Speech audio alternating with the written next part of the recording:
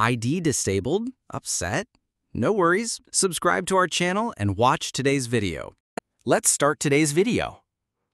See on the screen there is a disabled account login.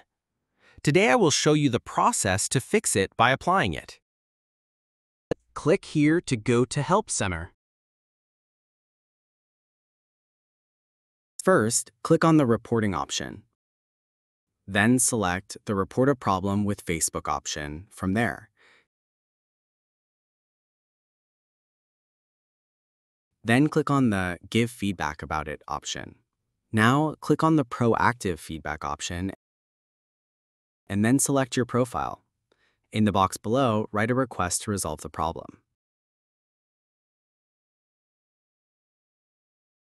In the first part of your writing, mention the date of the problem, which will be displayed after logging in to the ID. Finally, complete the request with your name, username, and email address of the ID. Those who do not have an email address can mention the phone number according to the country code.